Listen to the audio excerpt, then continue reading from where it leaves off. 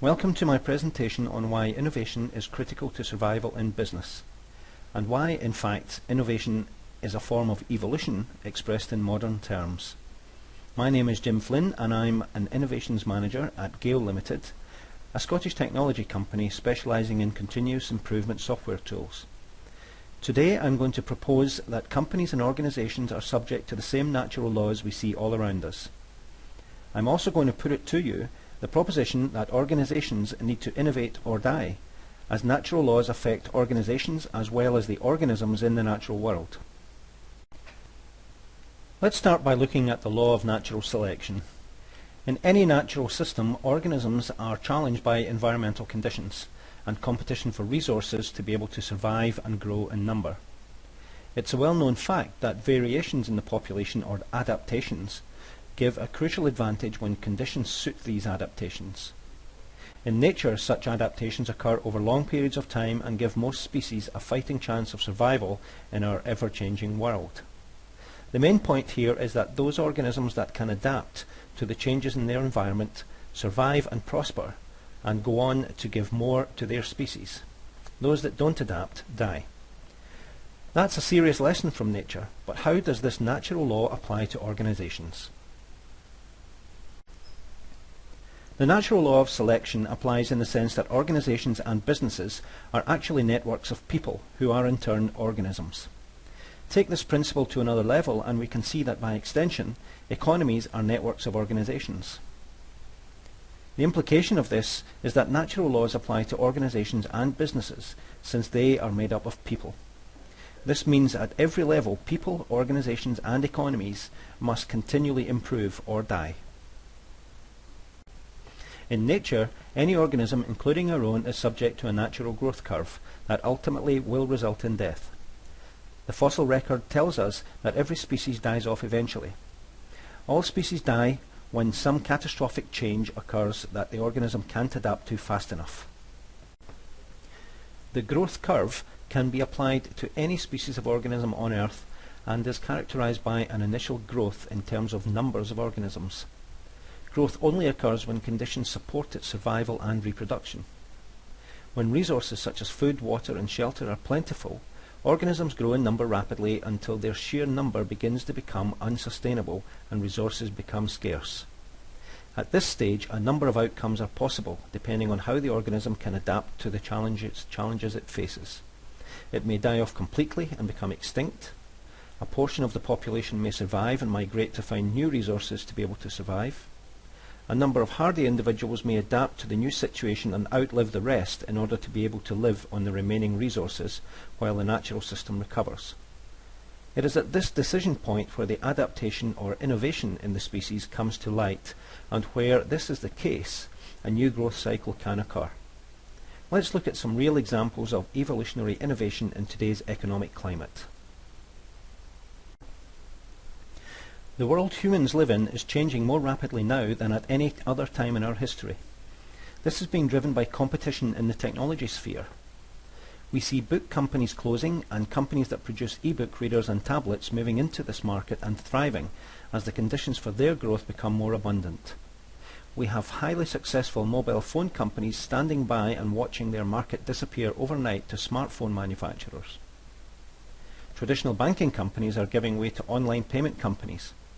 In short, natural selection is happening right now and at a rate of change that we have never witnessed before. The sheer speed of change is making companies tend towards extinction. If the same natural laws apply to companies and organisations, then it pays to understand how organisations can improve or innovate. In fact, it is critical to survival and growth. A well-known approach for continuous improvement has been proposed by W. Edwards Deming in the 1950s and is used by many senior engineers today. It's called the Deming cycle and it's based on a plan, do, check, act approach. Plan. Organisations need to set goals and objectives and then put in place the necessary plans to achieve these goals. These goals should be written down, controlled and reviewed in a systematic manner and systems put in place to ensure this is achievable. Do. The work part of the cycle, where tasks are assigned and work is allocated. Resources are used and issues overcome. Without the doing or execution part of this cycle, nothing happens and no progress is made towards goals. Check. Progress must be monitored in order to ensure that we are moving in the correct direction. Issues that are threats to progress should be monitored and objectives and goals continually reviewed to ensure that they are still relevant over time. Act. Issues are actioned and reviews carried out in order to decide what changes to the system are needed to progress and achieve their organization's objectives. So let's look at what this means in terms of a continuous improvement infrastructure. The first area we want to look at is document control. Documents are a vital vehicle for communication of ideas and ways of working, and their control is critical to ensure that the right people are working on the correct version of an idea or working practice. Many problems can occur in business because people were not following the correct procedure. Next, let's look at audits and findings. Making sure that people are following the correct procedure is an important way of keeping the organization aligned with its objectives. Auditing and raising findings for corrective action are the best ways to ensure that people can focus on organizational goals. Issues and CAPA. The management of findings from audits and issues raised from other activities is key to ensuring that the corrective action and preventive actions are properly prioritized, allocated, progressed, and if needed, escalated in order to deal with them in an efficient and effective way. Staff competency and development. The continuous improvement culture must also extend to the people in the organization and their competence, so that the correct mix of experience, training and knowledge keeps the organization on track by doing the right things right, and a commitment to do the right things better in future. Asset management.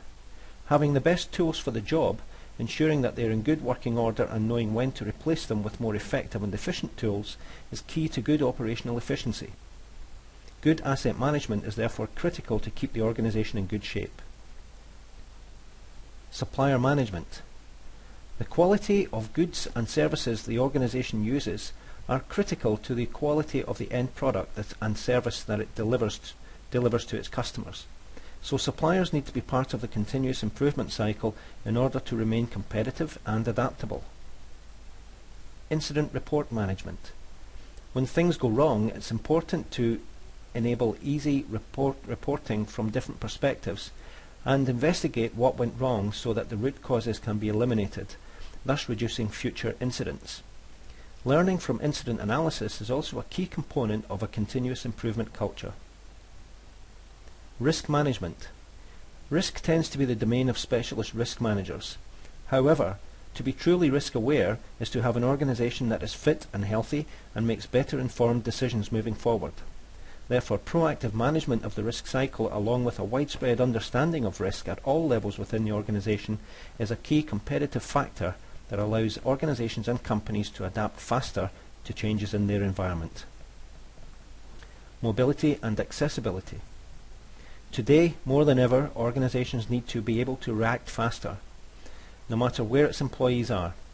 This is why mobility and accessibility are critical to a fit and healthy organization. It simply allows the organizational brain to function quicker than its competitor and, as a result, be more adaptive. The GALE continuous improvement infrastructure is used by thousands of companies worldwide to ensure that they are fit for their environment, adaptable and resilient. So how will your organization evolve? Find out how you can become more adaptable and resilient and outperform your competitors. Get in touch. My name's Jim Flynn, and thanks for watching.